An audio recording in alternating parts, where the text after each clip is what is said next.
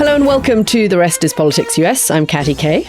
And I'm Anthony Scaramucci. Today we're going to talk about the bits of the Epstein files that are missing. Democratic lawmakers in Congress have launched an investigation into allegations that the Department of Justice has withheld files from the Epstein investigation where a woman has accused Donald Trump of sexual abuse when she was a minor. And I'm going to be careful about this because obviously there are legal sensitivities and Donald Trump has always denied any wrongdoing. The materials that are missing are FBI memos that are called 302s.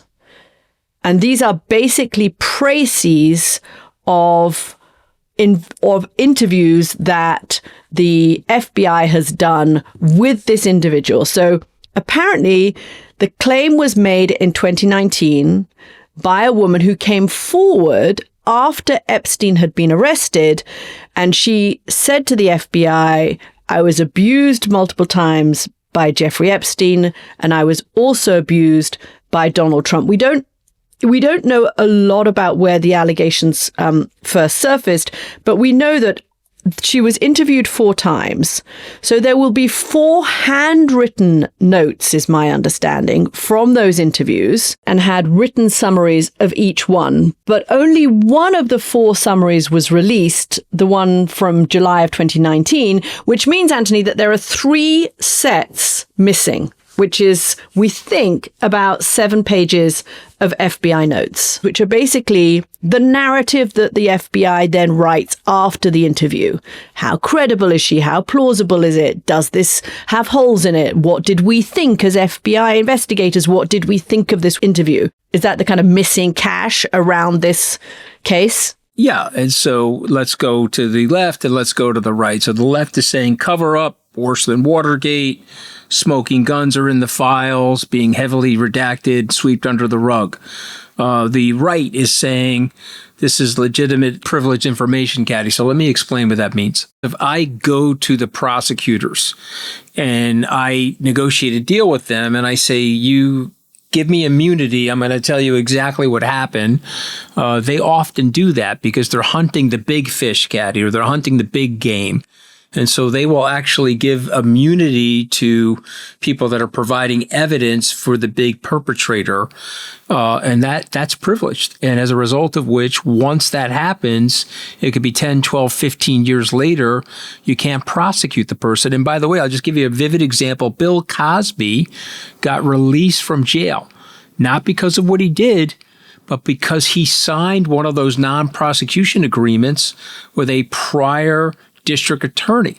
And the court said that's enforceable. So this is privileged stuff. And that's what I mean by that. But with your lawyer's hat on, Anthony, and given what we know of the case, which is not a ton, but given what we know of this woman's accusation against Donald Trump, would this seem to you something that would count as privileged information and therefore should be withheld? So I would say to you, no, but it's not clear enough yet. There's no smoking gun yet. And so if you're telling me she's now going to come forward, and then you have the statute of limitations issue as well, like is it too long ago? But if she does come, see, I think if she comes forward, she will hurt him politically, but she will not hurt him from a legal perspective or from a prosecutorial perspective. And I don't predict, because of the trauma of her coming forward, and I say this with great sadness, by the way, I don't predict that she will come forward because of that. So listen, they're going to beat him up on this politically, but he will survive this. And that's the, I mean, look, it really speaks to the need for reform in the Department of Justice, because if you have a renegade running it, they're going to run roughshod over the Constitution. One thing that's very sad, this woman came forward in 2019 after Epstein was convicted the second time. But one thing that is so sad for some of these survivors that I've heard them talk about is that there are women who came forward in the 1990s and went to the authorities and said what had happened to them with Jeffrey Epstein. And they feel so awful because if he had been stopped and properly investigated, exactly, and to your point, not protected in the 1990s, hundreds of girls and young women might have been rescued from his clutches and may never have gone through what they went through. And it's to your point about people protecting the powerful. It's such a shame that nothing was done earlier. But Katty, what I am fascinated by, and I need you to address this for me because on some days you are my therapist. So what I'm fascinated by is that there's really no political backlash against Donald Trump. And again, yes, the approval ratings at 36%, lower than Herbert Hoover at the depths of the Depression. And yes, some of his base has left, and there's a splintering of some of the MAGA people like Mace and people like Marjorie Taylor Greene.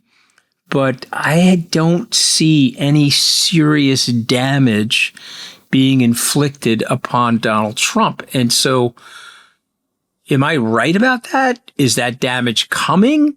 Or, what would the smoking gun have to be, Katty K, for Trump to be wounded by any of this? Look, we always have to caveat with these. We don't know what we don't know. Let's say those 302s, those 3 narratives, and those 4 sets of simultaneous handwritten notes emerge, and this woman's claims sound credible. I do actually think that would be very damaging to Donald Trump. This woman would have been about somewhere between the ages of 13 and 15 when she alleges that this happened to her. I think even Donald Trump would find that incredibly difficult to survive despite the party's loyalty towards him. But we don't know that that's what these documents show. We don't know whether this woman is credible. There are certain things that are quite interesting in this, that, for example, she had been part of a class action lawsuit and then she was dropped from that lawsuit. Why is that the case? We need to know a lot more information about what she has. What I think behind what you're asking, Anthony, is really this question of why the Republican Party and the Republican apparatus has been so enslaved to Donald Trump that it will never push back against him. And in this instance, I'm actually going to look at 2 people. I'm going to look at Pam Bondi and Kash Patel, the Attorney General and the head of the FBI, who are not, by historical standards, massively qualified for their jobs. There have been much better qualified people in both of those positions, more formal qualifications. And I think I have to interrupt you because I'm a hollow and shallow person. Do you think that Kash Patel was the hotshot kid in his high school? He was definitely not the hotshot kid in his high school. This guy was partying like a buffoon that got invited into the fraternity party. Yeah. By the way, I'm talking about Kash Patel at the Olympics using taxpayer money to fly himself to the Olympics. Having denied this, by the way, having had his office denied that that's what he was doing. These are revolting people. I just keep going, but I just had to interject with the revulsion. Okay, go ahead. And Pam Bondi, where are you? I used to know her, that person. So These 2 people are not particularly qualified for their jobs. So what do they think they need to show in order to keep their jobs? They need to show 500% loyalty to Donald Trump. That's why they're in the positions they're in, right? They're not Jeff Sessions, who was his first attorney general, who recused himself from the Russia investigation because he felt that it was improper. These are people who are above and beyond in their expressions of loyalty. So they are never going to release, I don't think, anything that hurts Donald Trump. All right, guys, you're doing a great job out there listening, but I need more subscribers, okay? The pressure is on me. Please press the subscribe button. Help me out here at The Rest is Politics US. If these documents exist, if they are incriminating to Donald Trump, do you think we're ever going to see them? Pam Bondi is going to say, okay, yeah, actually, that's fine. Yeah, have a look. Because we should have a real discussion about whether this woman is credible or not and whether these documents exist. No, we're not going to see them from the Department of Justice. But the question is, are there other documents out there somewhere that may surface somewhere in Europe or something like that? For me, Katty, and I'm going to posit this and ask you to either agree or disagree with me. I feel like this is about power versus accountability. Okay, so hear me out for a second. I feel like this is a story of people that across generations, parties across borders, they protect themselves. They go into lockdown. Bill Clinton, Donald Trump, you pick the people, privileged people are out there protecting themselves. And it's a story about power versus accountability. And I think power is winning on the American side of the ledger, Katty. And now you pushed back on me a little bit before we went on the air. So tell me why. But I think in Europe, I think accountability is winning. I think we just lost the president of the World Economic Forum as a result of his ties to Epstein, and former Ambassador Mandelson arrested, former Prince Andrew arrested. So I feel like in Europe, there's like zero tolerance and accountability. But in the United States, with rare exceptions, these people are going to get away with this, Katty. Am I wrong? I think Donald Trump came into office wanting to project power for America, for himself, for the presidency, for the White House, for Republicans. And he came into office saying accountability is for losers. Accountability sucks. We've had an era of accountability. We had Me Too. We had Black Lives Matter. We had people who'd committed fraud being sent to jail for far too long. And actually, none of that really matters. What matters is power and strength. And I think you're right. I think we're in Donald Trump's White House. I mean, it's part of the kind of anti-woke thing. It's all wrapped up in, wokeness can be whatever you want it to be, but I think accountability or rejection of accountability, backlash of accountability, I think I said this the other day, is part of the kind of anti-woke thing. But I am going to push back a bit because, look, you have, and this is not a Democrat or Republican thing, but you've had people in very powerful positions. You now have Larry Summers, who's basically on gardening leave until the end of the year, is not coming back to teach at Harvard anymore.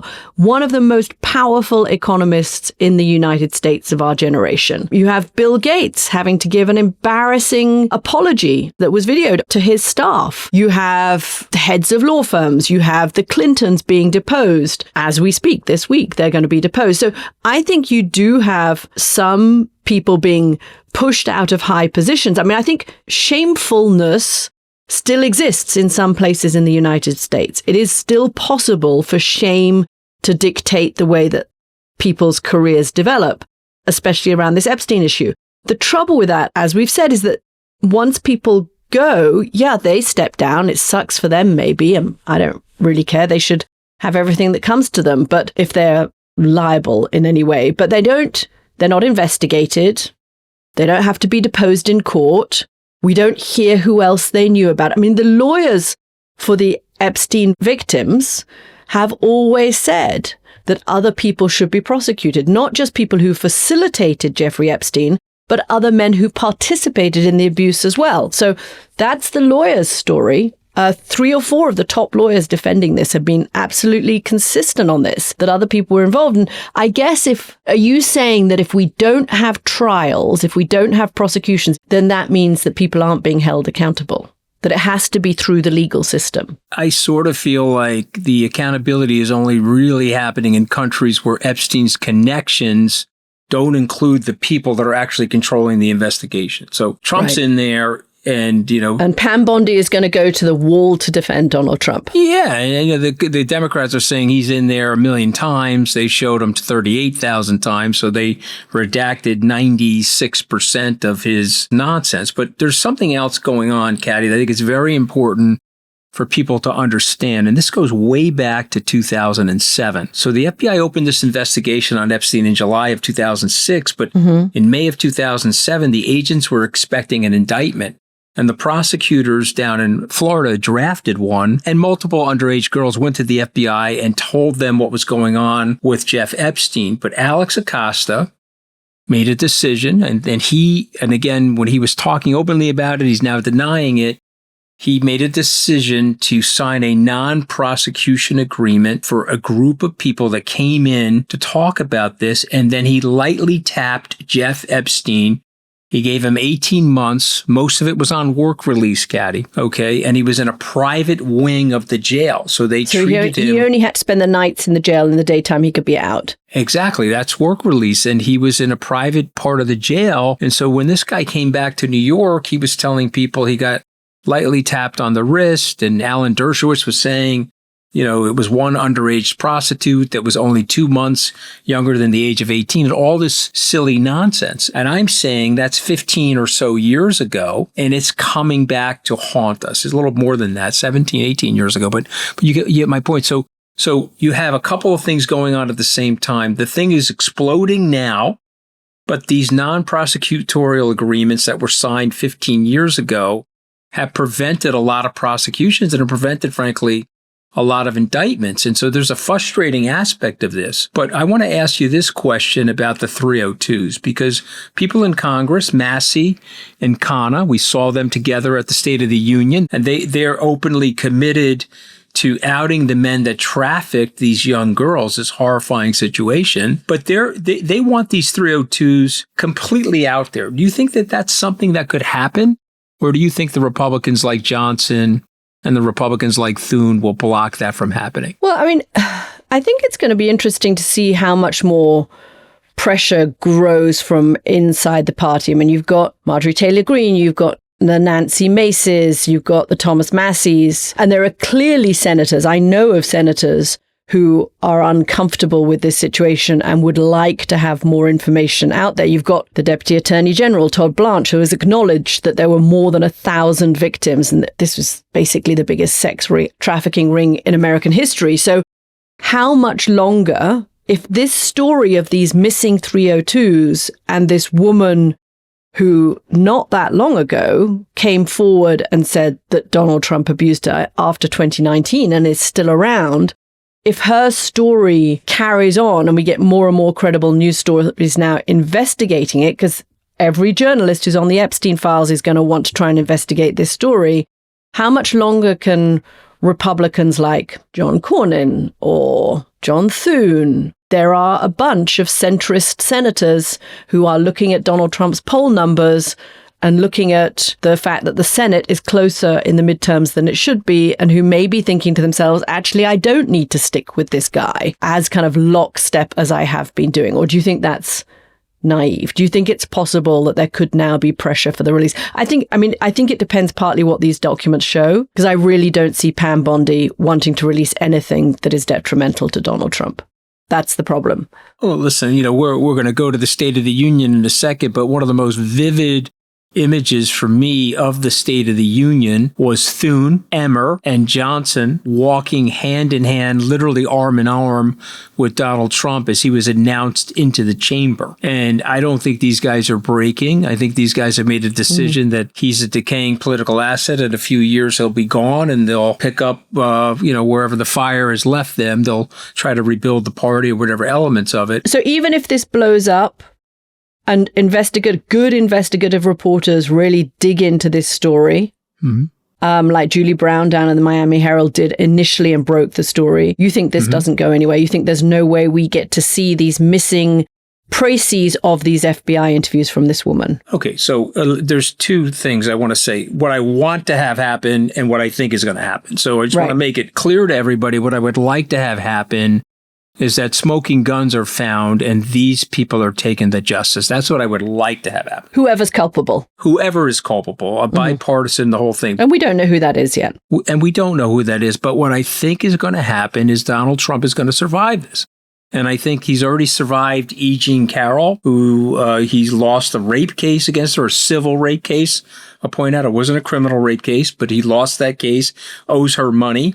They're fighting it out in the appeals court. He survived that. He's survived accusations one after the other over 2 to 3 decades. He survived that. And I think he is going to survive this. I think he's very lucky that he got reelected because there were a lot of different things that were happening. Jack Smith, the insurrection, a lot of things that were happening that he may not have survived had he not been able to take control of the Department of Justice. And I think this is important for people to understand. And this is probably something that needs reform, Katty. The constitutional architecture in the United States is such that the Department of Justice reports to the President of the United States in the executive branch. And he is not Richard Nixon, okay? And I'm saying that jokingly. Richard Nixon was trying to cover things up, but he also respected the constitutional process, which is why he resigned. I mean, there's enough smoke around Trump. Any normal person that understood shame or understood anything other than his egocentric narcissism would have resigned by now. But he's going to stay in there. He's going to bring that party down with him. Okay. And unless you're telling me that congressional Democrats are going to find a mechanism, the 302s or something else that provides the smoking gun, he survives this. And I think this is a bigger problem for the United States, to be candid. Can I ask you another legal question? Because not only do you play a very good journalist on this podcast, you are also a very impressive lawyer on this podcast. So the transparent, that was said with all seriousness. I know I could see you looking like you didn't believe me, but I actually mean that. This is why I like having you, Okay. I'm bracing myself now for the question. Go ahead, Katty. Okay. So the Transparency Act expressly prohibits federal officials from withholding or redacting materials, quote, on the basis of embarrassment, reputational harm, or political sensitivity to public figures. So my understanding is that under the law, the Justice Department can redact material that could be used to identify Epstein's victims. They didn't do a terribly good job of redacting that material, but they can't redact material or withhold material to save a public figure from embarrassment. So if the Justice Department doesn't release these 302s pertaining to this woman who has accused Donald Trump of abusing her, is Pam Bondi then breaking the law? Because Donald Trump signed that law, right? The Transparency Act was signed by Donald Trump. So what's her legal position here? So this is the most fascinating thing about Donald Trump. And I always say this to you, that there's two sides to Donald Trump, right? He's going to be out there saying, I am for transparency. I'm for transparency. I signed the Transparency Act, right? And so, but then the other side of the coin, this is that sort of Gemini in him. The other side of that twin is, hey, you better do everything you possibly can to make this the least transparent thing. Right. And so this is the irony, and this is why he still gets these faithful followers. I did a deep dive on Twitter, and I asked my team at Skybridge, my research team, it's not a scientific poll or anything like that, but just tell me what you see out there in MAGA world. In MAGA world, they have outrage fatigue. In MAGA world, they have investigation fatigue. Accountability fatigue. Accountability fatigue. They want this over with, Katty. So the Transparency Act has this fatal architectural flaw that nobody talked about when it passed. It's really interesting. Epstein has switched from being a MAGA issue to a Democrat issue. Super interesting. Yeah. Right? And those MAGA guys go on Fox News and say, this is a Democratic issue and it's nothing to do with Trump. It's a hoax. 85% of the people in the thing are Democrats. So Congress did something here that they're going to really regret, Katty. They outsourced the most sensitive declassification decision in modern American history to the one person with the greatest institutional incentive to get it wrong. Okay, and that's the irony of the Transparency Act. Congress should have said, hey, give me that goddamn act, and we're going to have a bipartisan commission, and we're going to make this thing transparent. But again, Katty, this is about the power elite protecting itself because there are Democrats on that list. There is a reason why Joe Biden didn't open up these files. Yeah. You see? Yeah. This is one of the crazy things in our contemporary history. It's become a Democratic talking point, not a MAGA talking point anymore. It's so interesting how it's flipped. I predict that this is going to go nowhere. As much as I would like it to go somewhere, I'm going to maintain what I've said, that it's not going to go anywhere. What did you think of the State of the Union? I'm going to be totally candid.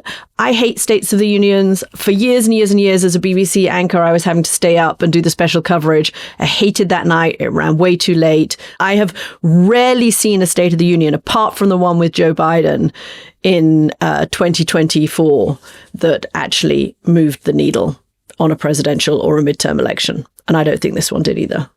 Am I wrong? Well, no, I mean, it was mumbo jumbo. I didn't get a lot out. I mean, there were some feel good moments, but there was more mumbo jumbo. 1 hour, 48 minutes long. Could you talk for that long? Could you stand up and talk for 1 hour?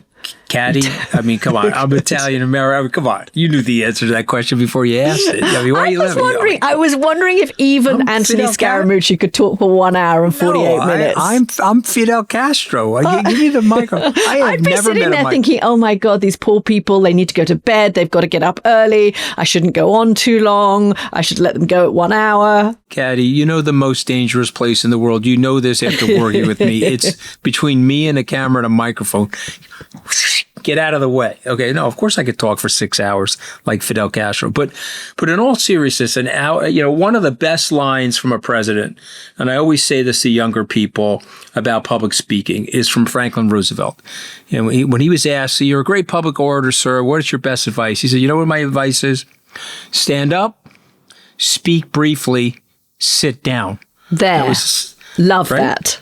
Right? That's Franklin Roosevelt. That's the best advice about public speaking. Why the Gettysburg Address is such a brilliant address. There you go. There you go.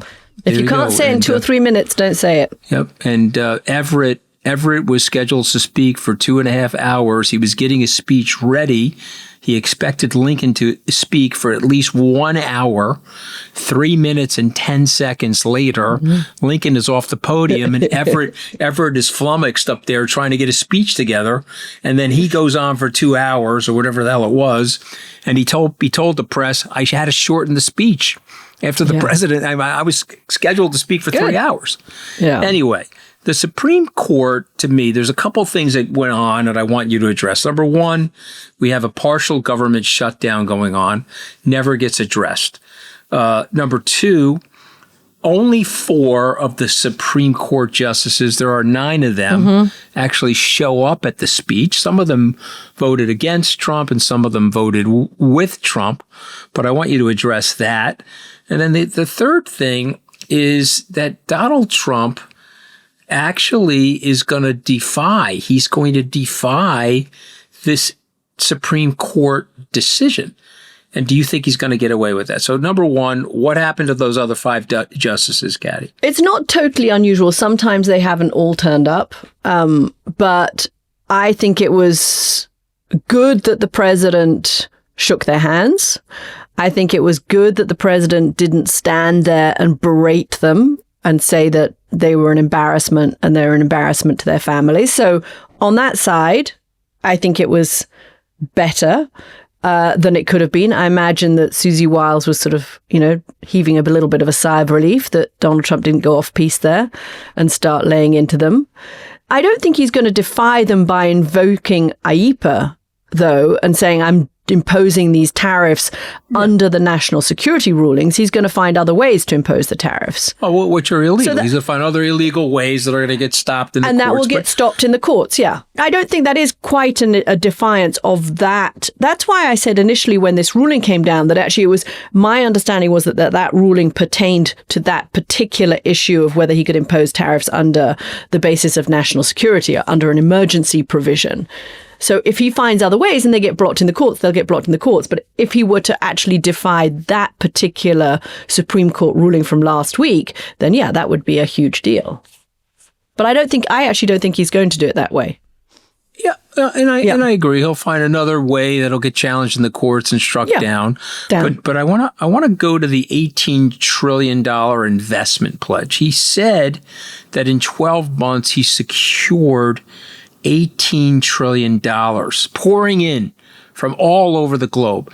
I mean, there isn't a bigger fiction than that, right? That's half of the U.S. economy is coming in, which of course it isn't. And the price of beef is down, by the way. And rents gas. Are down. He lied about the gas and the whole thing. So fact checkers are having sort of like heart palpitations. Yeah, so we have an affordability issue. I'm going to lie about it. I'm telling you that I'm bringing investments into the country which are not happening. But look at me, Katty. Look at me. All the cabinet members are jumping up and they're clapping and barking like seals. So you live in Washington. Obviously, I get kicked out of Washington after 11 days. So explain to me how that goes. That a jackass in the cabinet that knows the guy is lying is jumping up and down, barking like a seal. Go ahead. and slapping their fins together. I mean, it gets back to where we started this podcast, that the qualification for being in Donald Trump's cabinet is absolute loyalty to Donald Trump. And Speaker Johnson was sitting right behind him. The moment Donald Trump said anything, anything, there was Johnson like grinning like a Cheshire cat, like it was the funniest thing he had ever heard. And I think the cabinet members have tied their fortunes are so tied to Donald Trump. They buy into it. It's not like he has people when you were there who say, which is why you were thrown out, because you were prepared to say no to Donald Trump. None of these people are. Disagree with them intellectually. You can't, there isn't room in this. I mean, this is actually, if we were to give a public service announcement to the Trump White House, President Trump, do yourself a favor and get somebody near you who will say no to you. Because otherwise you're going to start making mistakes and you're not going to read the room and you're not going to realize that making fun of this word affordability like it's a Democratic joke actually then starts to sound like you're making fun of the people who think that they have a problem with affordability, which is a great many Americans who you want to vote for you. I mean, I think all those, what are there? There are 30 odd vulnerable Republican members of Congress who were sitting in that audience, and they may have been clapping because there is this weird hold that Donald Trump has over them, but they know this is not good for them. They know this doesn't help them when they have to try and get reelected in November. So, listen, it's fascinating that this is happening, but it is apropos to who Trump is. And you and I have just completed this bonus thing for our founding members on Donald Trump. But this speech was classic Donald Trump. And hear me out for a second. Mm-hmm. He is actually governing from a position of greater fragility than the speech itself acknowledged. The other thing that's happening is it was a maximalist triumphalism. He's literally telling you stuff that isn't true about himself and about the economy and about his administration and the golden age and all this stuff. And then he's relentlessly blasting the Democrats. And so why is this classic Trump, in my opinion? Because this is him trying to will the narrative, Katty, to his direction. He's been doing that his whole life. And will he be successful this time? I don't know the answer to that, but I feel he won't be. That's just my guess. But this is classic Trump behavior. And I think it's important for people to know. And we talked about it this week on the first episode of our Trump series, what he is like. If you'd like to listen to the full episode, or for new episodes every week, of course, you can sign up and become a founding member at therestispoliticsus.com. We hope you enjoy that. Thanks, guys. Thanks for listening. Another busy week in American politics. We'll see you guys next week.